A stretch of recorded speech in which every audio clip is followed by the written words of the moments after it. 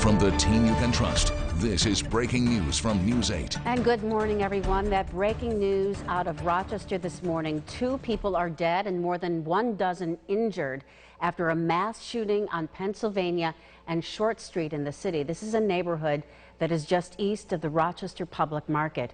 We are going to begin our coverage of this tragedy this morning with Adam Chodak. Adam? Good morning, Maureen. Without question, this is one of the biggest mass shootings in Rochester history. It is, as is the case with most shootings of this size, an expansive scene, a quiet scene at this point, though. I'm going to step out of the way so you can go over my shoulder and take a look. We are on the northern side of the scene here on North Goodman. We're about a block up from Pennsylvania Avenue. That's where this shooting took place. So if you go a block down to Pennsylvania and then go a block west, that's where the house party was. That's where the mass shooting took place. And about 3 hours ago, we were briefed by the interim police chief for the Rochester Police Department, and here's what he had to say about the incident. At around 12:25 this morning, we received multiple phone calls from concerned citizens after hearing gunshots in the area. As officers arrived near the 200 block of Pennsylvania Avenue, officers observed approximately 100 people running to and from the 200 block of Pennsylvania Avenue, which was a very chaotic scene.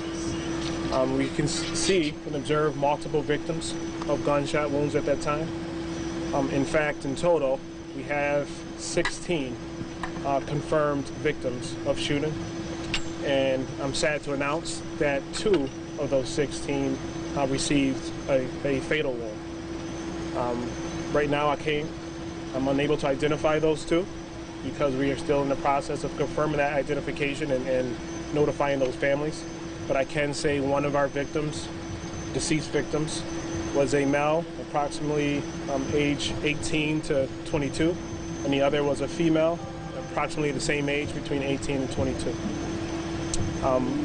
The event that was taking place in the 200 block appears to be some type of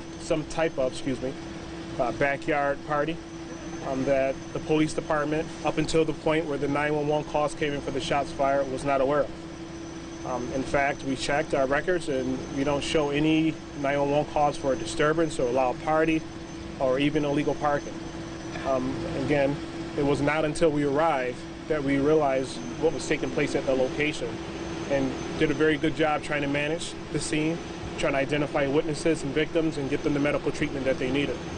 I would like to thank the New York State troopers who responded to assist us, the Monroe County Sheriff Department, Arundequoit PD, and all our other town partners who came to lend a hand for, as you can imagine, a very chaotic scene. This is yet another tragedy where individuals are having these illegal and unsanctioned house parties taking place in these properties, which, number one, is not safe, because of COVID, because of the conditions. And then you add in alcohol and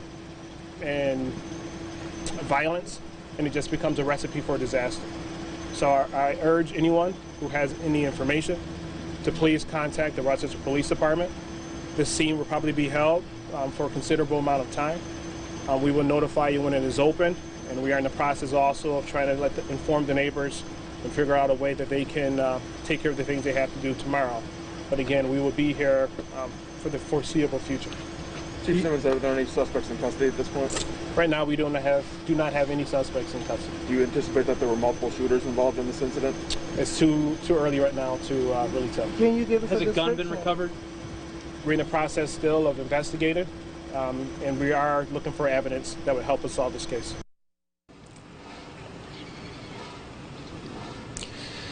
The interim police chief went on to say that the neighborhood, as far as he's concerned, is safe, even though they don't have anybody in custody at this time. Meanwhile, Rochester Mayor Lovely Warren issued a statement. We're going to put this up on your screen right now while I read it. Our Pathways to Peace team is on the ground and working with the victims and their families. I'm asking the community for prayers and support for all involved. This tragic act of violence has impacted many people's lives and families. I'm begging everyone to remain calm and exercise deep restraint as RPD investigates what happened here and seeks those responsible.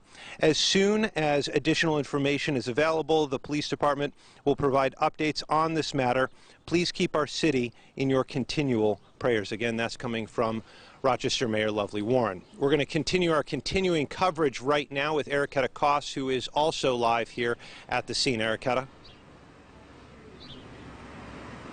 Yep, Adam, we ran into Dr. Marlo Washington. He's a pastor at Seneca United Methodist Church, and he said when he heard what happened, he had to just come and pray. Washington said large gatherings like this shouldn't even be happening in the first place with COVID-19. He said he thinks whoever hosted this block party should be held accountable. Now, RPD said there were about 100 or so people on the scene, and they described the site as chaotic. Washington says it is just unbelievable. It's this unbelievable spiritual wickedness that's continuously clouding and raining on this city. And I just don't understand it, other than there's no other answer but to come, lay hands and pray, and ask God why is all this happening, and to give us some answers. And we're expecting more spiritual leaders in the community to come out and offer support throughout the day. Adam?